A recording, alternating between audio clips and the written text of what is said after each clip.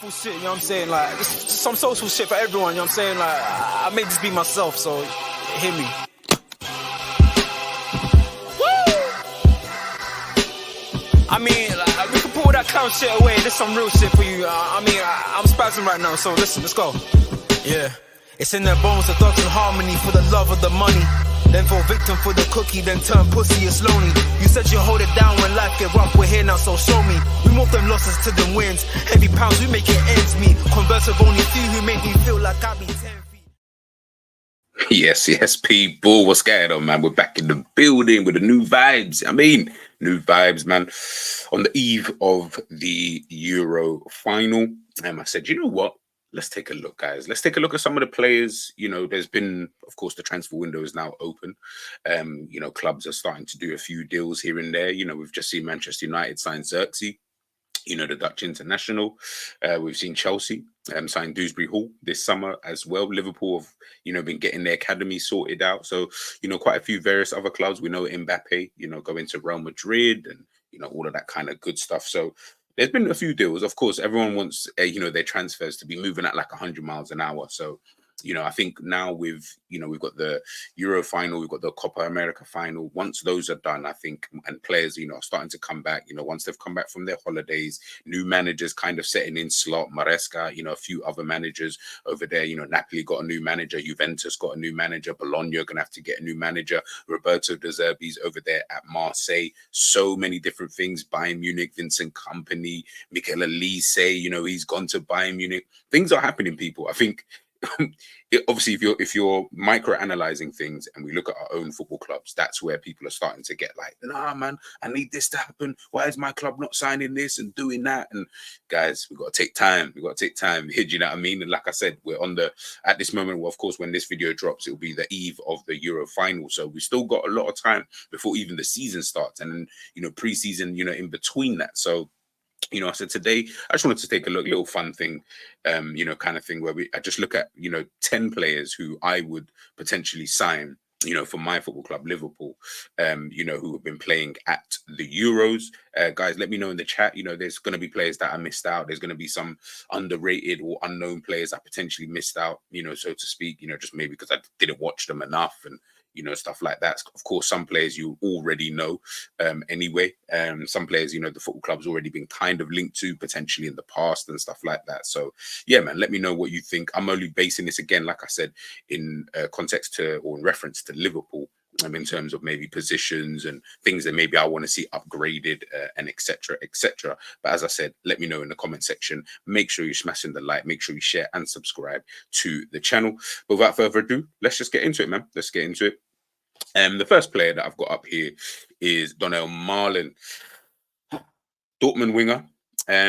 Good little player, man. Good little player. Can play right wing, can play left wing, can play through the middle as well. Last season for Borussia Dortmund, he had a somewhat decent season. The stat guys will love it because he had 20 GA in 38 appearances, 15 goals and 5 assists. As I said before, he is someone who can play across that front three. And I think, especially for Liverpool and stuff like that, I think that might be important, you know, because, and as I'm going to say with quite a lot of these players, you know, they are, from how I see people talking about the players that they want and stuff like that. And obviously, again, I can only base this really off of what Liverpool have done.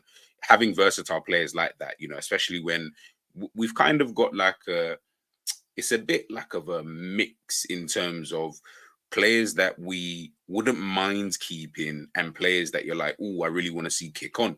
You know, I'll let you figure out the players that I'm talking about in that regards. But I just feel like at the moment, especially if you can play right wing, you know, in this tournament for the Netherlands, you know, he did play there. But I see him popping up kind of, you know, all over the kind of gaff in 4 appearances, scored 2 goals in this tournament. So yeah, had a somewhat, I guess, decent tournament. Kind of thing. Obviously, Netherlands getting knocked out in the semi-final. Of course, he probably felt he could do a little bit better. Wasn't starting all the games, etc., etc. But yeah, I think when I look at someone like him, I just think like he's a decent enough player to potentially come in. Of course, I know he's had his injury problems, and I say injury problems, but he hasn't really been, from everything that I've seen here, he hasn't really been out for like masses of time. It's just been like 3 games here, 3 games there, 5 games here, kind of thing. He's had knee problems, thigh, ankle. He's torn his muscle fiber as well. He's had knee surgery, an ankle injury. This is throughout his entirety of his footballing career. So yes, on the face of it, you might think, okay, we know how it is with Liverpool and stuff like that. Again, we just got to be a little bit wary because we don't have the best track record when it does come to players and injuries and stuff like that. But on the face of it, again, I don't know what the fee would be. Currently playing at Borussia Dortmund, I don't know what that fee would look like, so to speak. So that definitely would be something that I would have to think about. I mean, his market value on transfer market is 40 million. So, I mean, if Liverpool can work out a deal there, that might be someone that, you guys wouldn't mind seeing on the right-hand side, because, of course, for Liverpool at the moment, all we've got is Mo Salah. So where we've only got Mo Salah, you're kind of like, ooh, all right, cool. Do you know what I mean? If he gets injured, who else can go there? Now, I know, obviously, everyone says, oh, maybe Szoboszlai, Luis Diaz. I do feel like with these kind of positions, just get someone who can actually play there. Get someone who is more of a specialist in those kind of positions. And it would be a little bit different because he's right-footed as well. So obviously, of course, we're used to having someone who is, left-footed but plays on the right wing, right-footed but plays on the left wing. It would be interesting and change up potentially the dynamic on that side if you have someone who is actually predominantly right-footed. So again, like I said, it would be interesting, to see someone like Marlon in the team. Again, I'm not going to put him at like the highest priority, so to speak, in terms of, the type of player, that I might potentially be looking at. But again, you never know, man. If a deal could, potentially be struck with someone like him, I'm not going to turn around and say no.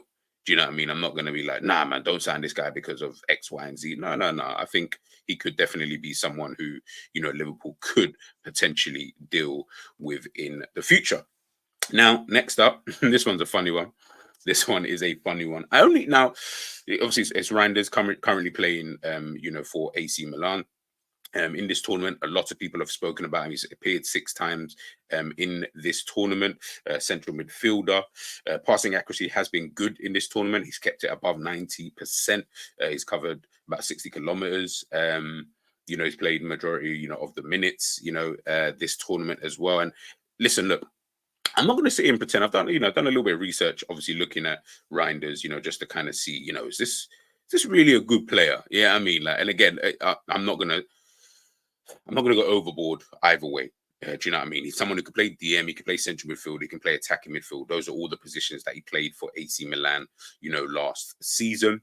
He appeared 50 times, scoring 4 goals and getting 4 assists as well. So again, he has shown that he's got that kind of nous to his game. He seems like he can play in all areas, in all central areas anyway, on the pitch.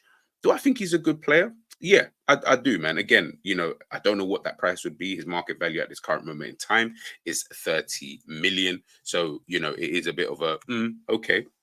Let's just see. Again, there's so many, midfielders and stuff like that, it looks like Liverpool are potentially going to be linked with. So again, I don't know if he even would come, if I'm being totally honest with you. He was at AZ Alkmaar previously, then went out on loan. He's now, obviously, last season, he only just signed, with AC Milan. So whether or Liverpool would be able to even sign someone like that, of course, that remains, to be seen. But tidy midfielder, man. Tidy midfielder. He looks comfortable in tight spaces. He looks like someone he's got quite a good football IQ.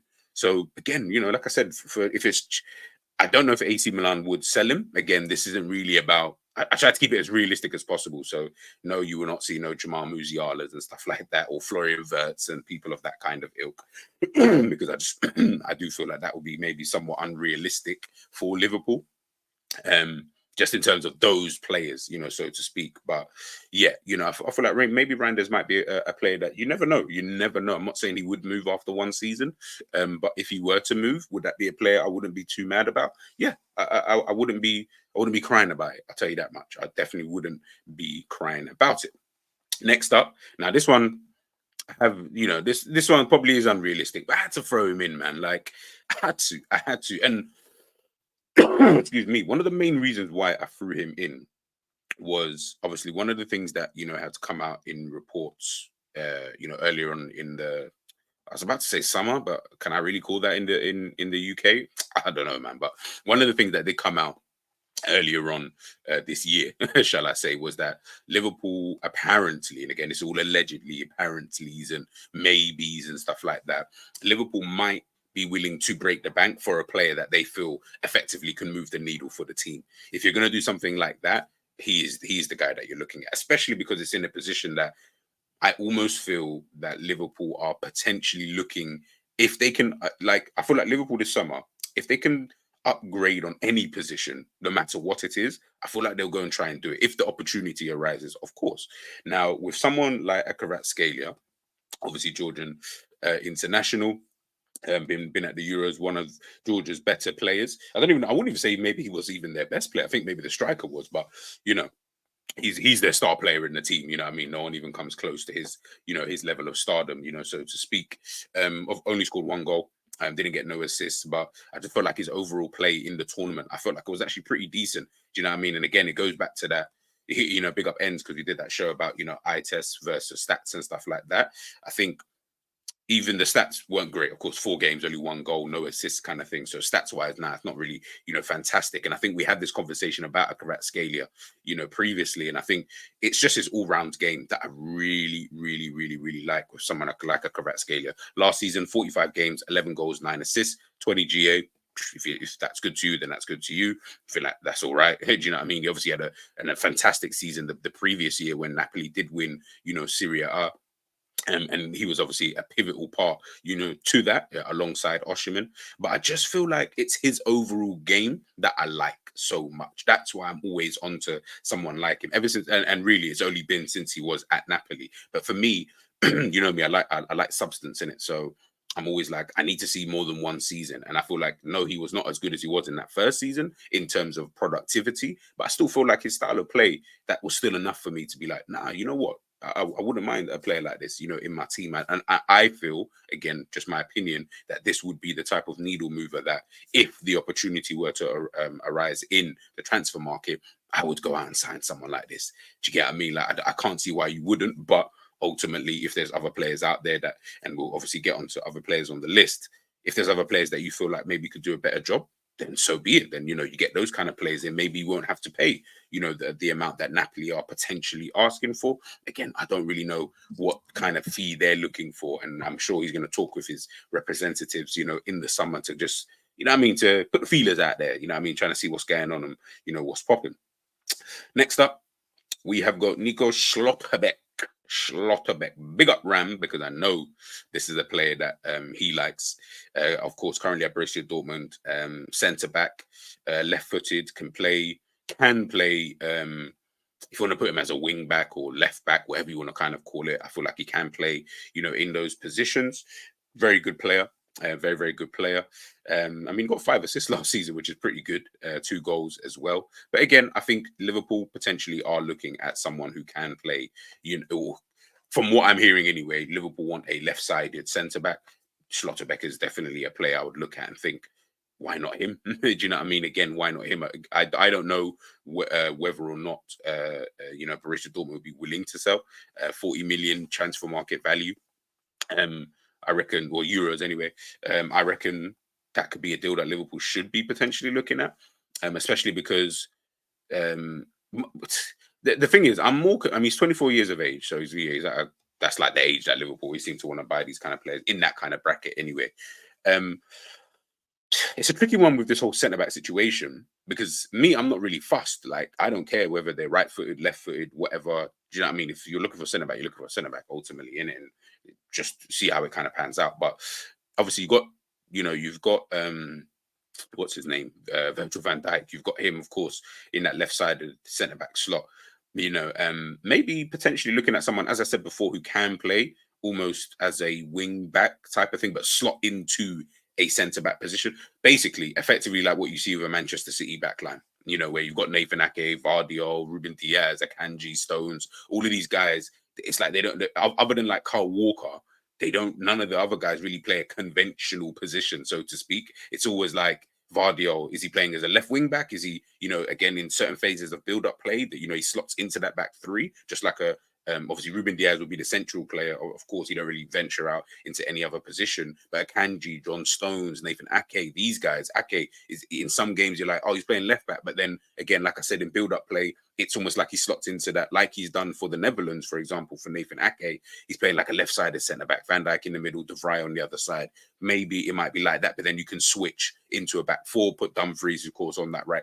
Things can change up in the game, and that's exactly what we want to see anyway from Slot next season, is those kind of things. So again, Nico Schlotterbeck for me is a player that spoke about him last season in the summer. When he moved, I think that's when he moved to Borussia Dortmund, if I'm not mistaken. So yeah, I think definitely a player I would look at and think, okay, why not? Why not? If the fee's not a madness and Borussia Dortmund are willing to play ball, I can't see why. And listen, Klopp's gone now. We can start doing deals with Borussia Dortmund. I'm sure. I don't know if Klopp had this. There was always talk about, oh yeah, Klopp done this kind of like gentleman's agreement, with Borussia Dortmund, where he just wouldn't come in for any of their players and stuff like that. And I was like, yeah, that's cool in that. But yeah, I mean, there's a couple man in their team that we could definitely use. So, now he's gone. Maybe we can start, popping with that. Next up, we've got Joao Neves. Joao Neves. Now, this is a player that quite a lot of people are talking about. Appeared 55 times, for Benfica last season. I think he's got like 100 million euro or pound release clause. It doesn't matter. It's still a mad P anyway. A release clause for this player. Very, very talented individual. From all the reports, from what people are saying, he does seem like a very talented individual. Can play defensive midfield or central midfield. Obviously, defensive mid is his primary position. That's the position that he played the majority of his games, last season. Now, he's a player, technical individual, comfortable in possession, football IQ. He really does have that good passing range. He actually does have quite a bit of an engine, on him. So again, is that the type of player, in terms of someone who might potentially be comfortable with his back to goal? Is that someone that you look at and think, well, someone I look at anyway and think to myself, okay, this is a player that if he does pick up the ball from the centre backs, I'm not scared when he gets the ball. That in terms of just everything I've seen of him at Benfica, obviously that's a different level and stuff like that. But just everything I've seen, and even the couple of games he's played, for Portugal in this tournament, again, he does give me that kind of vibe. Maybe it's just that European kind of feeling about him. But that's the kind of energy that I do get from him. The only problem with someone like him is that release clause. I just don't feel like I don't feel like I would spend that much on him at this moment in time. I don't feel like he's not a finished article. He's not. He's obviously ahead of the curve in terms of players in and around his kind of age, so to speak, in his position. He's only 19 years of age, got 9 caps currently for Portugal. So, they clearly think highly of him, being, of course, even bringing him to the Euros anyway, it tells you everything you need to know. But would I sign him? Yes. But not at the fee that, might potentially be, quoted. And Benfica, they've been fleecing everybody for all of these players, man. They're selling these players at some crazy premium. So, yeah, maybe I would potentially leave that one. But just in terms of the player himself, that's the kind of player I would love to see, in the Liverpool midfield. And I think we don't really have too many of those, if I'm being honest. McAllister, he's probably someone... Didn't show it too much last season, but I know he has it in his locker. Someone who's comfortable, with back to goal, someone who's comfortable picking the ball up from the defenders, and I'm not worried. Sometimes, to be honest, with the rest of our midfielders, I do get a little bit worried when they're in that, defensive midfield position or that double pivot, whatever you want to call it. I do get worried when they get the ball from those centre backs or from the goalkeeper. Have they got the touch? I feel like Joao Neves does have that touch. Can they open up their body in order to see that pass or to play that pass or to run into the space if they need to run into the space? I feel like he's got that in his locker. So definitely a player that I would potentially look at. Next up, Eberici Eze. Eberici. Hey, you guys already know, like, what more can I even say on someone like an Eze? Do you know what I mean? Like, what more can I say on Eze? I've spoken about this guy. I wanted Elise as well. Don't get it twisted. He's obviously gone, unfortunately, which is big, but it's big for him. You know what I mean? Like, you've gone from Reading to Crystal Palace to bloody Bayern Munich. That's crazy. And I know Eze looking at that thinking, hey, listen, if I weren't at the Euros, I'm like, man, I would stop. Yeah, I mean, but obviously he's focused. England are in the final that we're going to see tomorrow and stuff like that. But when it comes to someone like Eze, someone who can play left wing, who can play behind the striker as well. This guy, listen, I would love, I don't care what the fee is, he's one of the players on so far that I've looked at, and I thought, sign this guy. I don't care about what other players you believe to have in these positions. He's the guy I would want to see. So if it is going to be, okay, he's going to play left wing as an example, cool, I'm good with that. No problems whatsoever. And I don't think, the only thing with him is that if he's going to be your left winger, and again, especially for Liverpool, again, without really knowing too much of what Slot wants to do, if he's going to be your left winger, in terms of his style of play, he's not going to be your running behind type of player. He is going to be that Coutinho-esque in terms of, I want to pick up the ball to feet, but I'm also looking to run infield. So guess what? We really will need a fullback or wing back, whatever you want to call it, on the outside. We're gonna need that 100%. You're definitely going to need that, So that's why I looked at him and thought maybe behind a striker, maybe someone who can, link up well with a striker, almost play as a striker, but does drop into the midfield to help out defensively. I feel like Eze's got that. You know what I mean? He's got the goals, he's got the assists, in his locker. He's a good set piece taker as well. Honestly, in an attacking sense, anyway. Eze is probably the one player on this list that I say Liverpool, you should be going all out to sign these kind of players. He's a top player, man. And he's still relatively, young in terms of. Well, no, that's a lie. Actually, he's 26. It's so crazy. I thought he was younger than that. I actually fully thought that he was younger than that. But he's at a good age. Then I'll say he's at a good age. 26 years of age. He's ready for that next step. He is actually ready for that next step. Let's hope that all of the kind of the injury problems, so to speak, that he had previously, maybe I think that they're all gone. I feel like he's entering into a space now where he's at that crossroads where it's like, I'm ready for the next level. If I don't do it now, I feel like you end up potentially, again, because you don't know, Crystal Palace new manager might speak to him, give him a new contract, make him the star boy in the team. That might be perfect for him. He might just want to see how things play out for this season. Still keep playing football because he knows if I continue like playing somewhere where I already know, then I can keep my place in the England team or in the England squad. So there is a lot, but there's no tournament coming up. So in my mind, I'm like, I feel like until there's no tournament coming up kind of thing, you can still, do you know what I mean? Just still kind of loiter. You can still kind of loiter. So yeah, I feel like now is the time for him to move. Like I said, I thought he was younger, so apologies. But maybe because he's just not really been in the Premier League scene for too long, and with all the injuries, I just thought, right, he's still 23, but 3 years later, look, time just flying by. I feel like this is a player that Liverpool should really, really be going for. So definitely one player that I would love Liverpool to sign. Next up, we have got Mr. Nico Williams. Now, at the time of this video, I know a lot of teams, it seems like all the top teams are looking at this kid and they're saying, yep, 22 years of age. I want this guy. 19 assists in all competitions last season, 8 goals. Fantastic in only 37 appearances. So, yeah, if you need someone to assist your striker, this is the guy that you're going to call. Plays obviously as a left winger. Has played right wing a couple of times this season, but this is for Spain, in this tournament. Him and Lamine Yamal have been excellent, and it's so crazy. And this is why eye test stats and all this kind of stuff is fantastic. Big up Ends again, for doing that show, because if you look at the stats, he's played 5 games, only scored 1 and assisted 1. So when you look at it, you're like, kind of meaty, so to speak. But we've watched the games. This guy has been so impactful. He has been one of the main reasons why Spain have been doing so well in this tournament, in terms of the threats. Like, he is a constant threat. And depending on how you want your team to play, I feel like if you need the ball to feet and you need someone to just kind of, not even would I say hold it up, but, to give the right back problems, but not problems by running in behind. I still feel like he can do that. But running in behind, yes, a myth. You're not catching him. Yeah, you ain't catching him. I mean, unless you're Carl Walker, and again, we'll see tomorrow with the final how that looks. In terms of a foot race and stuff. I think it's going to be closer than people think. And it's going to come down to your positioning and stuff like that. But yeah, when you're looking at someone like Nico Williams, he just looks like a really exciting individual. And again, he's only 22 years of age. So you are like, if people want to keep Luis Diaz or whatever, again, I don't really care. Like, he's 27, I think 27, 28 kind of thing. And he's still not really there yet. Whereas you can see there's an upward trajectory with someone like a Nico Williams. This tournament's obviously enhancing that for him. I think this will be a very, very good signing. Again, I don't know the wages. I've heard the wages are kind of brazy. If Liverpool could work that out, I would say sign this guy, man. He's another one. Jimenez, I'm like either or on that kind of left wing. Sign these kind of players, man. Top player. Next up, we've got Nuno Mendes. Nuno Mendes, the Portuguese left back. Now, I like him. I've always liked Nuno Mendes, right?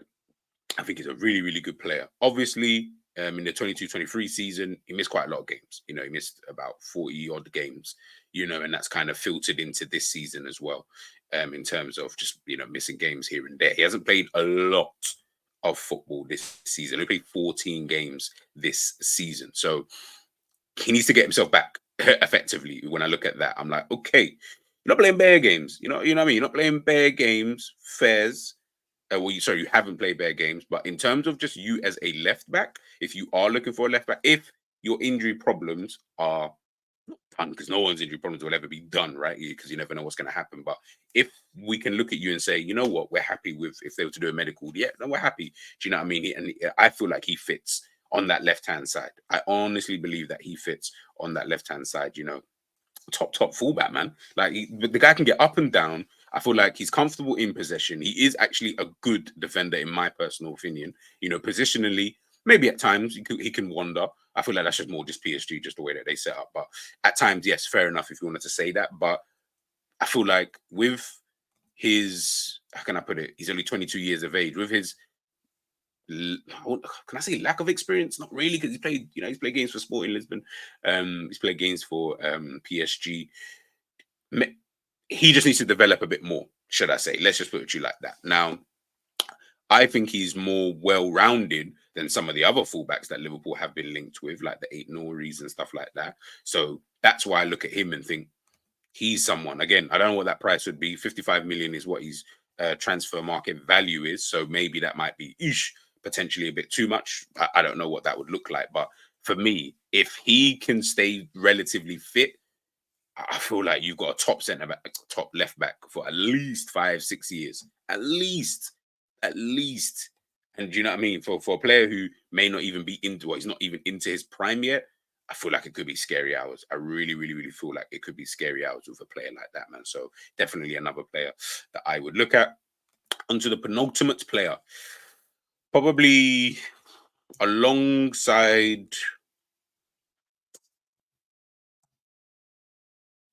You know what? Nah, I think Danny Olmo's been the player of the tournament. I mean, there's other players like Rodri, Gakpo had a shout. I would probably give it to Danny Olmo though. Rodri's definitely a shout, but yeah, just. This guy in this tournament, yeah, he hasn't even started all the games. 5 games, 3 goals, 2 assists. So guess what? The stat merchants, he's got you. He's got you for that. Last season, 25 games, 8 goals, 5 assists, 13 GA. Primarily playing as a right winger last season. But we know RB Leipzig is the way that they kind of set up. It's like right wing, but like right attacking midfield type of thing. Obviously, he's played left wing and attacking midfield. For Spain, he's mostly played as that kind of attacking midfielder in their midfield, just behind Morata. But again, he floats. That's something I'm seeing quite a lot from him is he will float. You might see him pop up on the left wing, on the right wing and stuff like that, just wherever he can kind of help out. But intelligent individual, really, really intelligent. Now, first thing I know people say, injury history. Now, the injury history, that one's a bit of a muscular problems, knee injury, torn muscle fiber, inner knee ligament tear, joint dislocation. Missed a fair few amount of games last season, especially.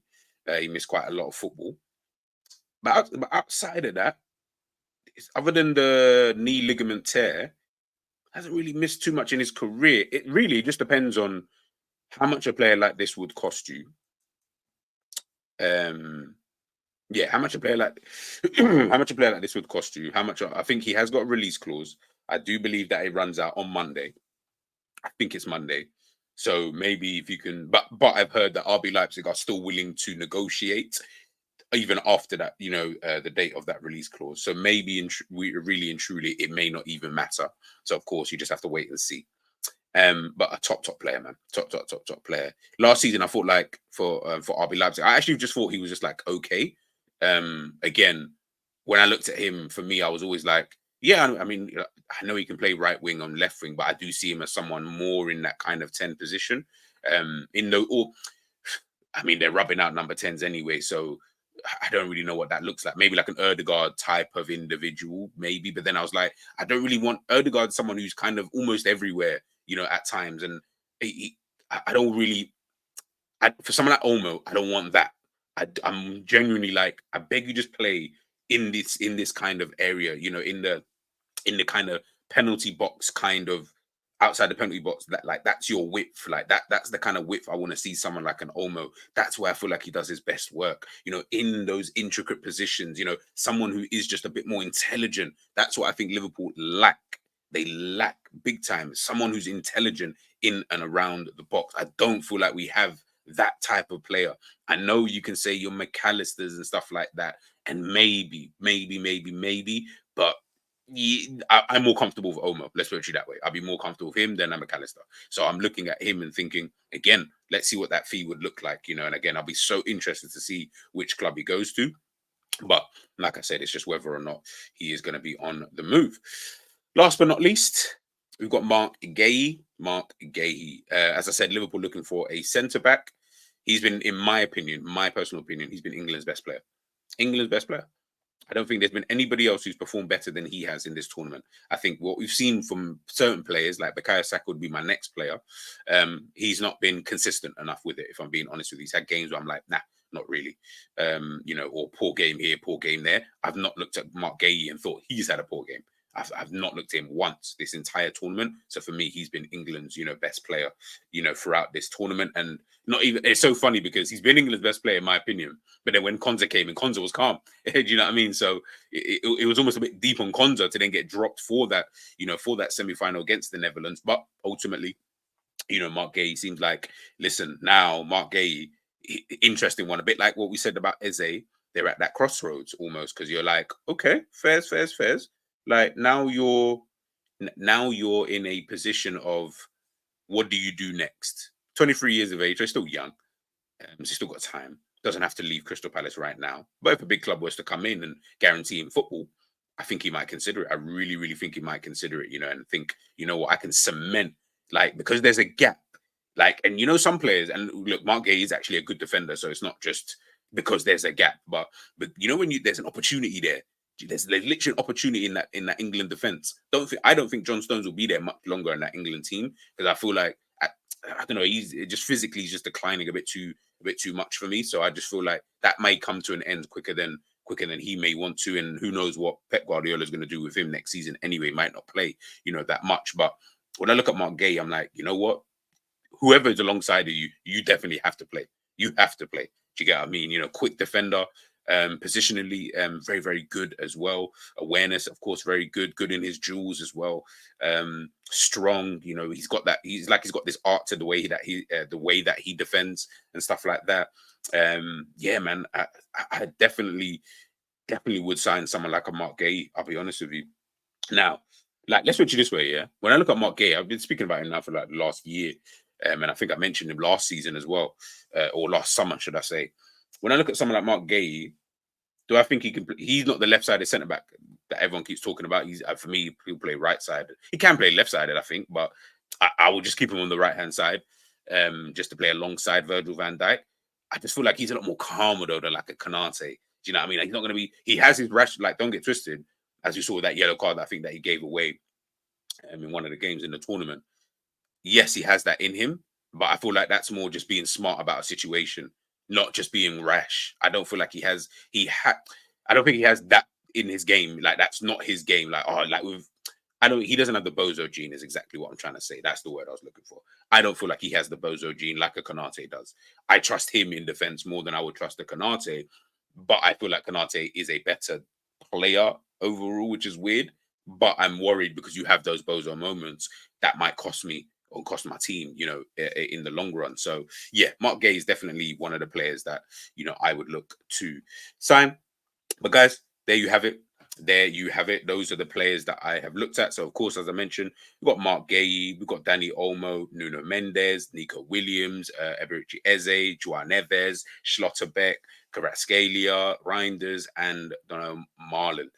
all players that, again, like I said before, guys, listen, there's players that I've missed out. There's players that I've not spoken about and stuff like that. Of course, there's going to be ones that, just maybe just gone under my own radar, so to speak. I'm not watching it every single team, but I'm just looking at certain players, certain positions that Liverpool may potentially need, for next season in order for us to achieve whatever it is we're trying to achieve. I feel like those players are players, of course, you're not going to sign all 10, but definitely a few of those are ones that I think can really take Liverpool up a level next season. Let me know, as I mentioned in the comment section, which players would you guys pick, or which players would you sign from the Euros? I'll catch you guys on the flip side for our next video. Stay tuned.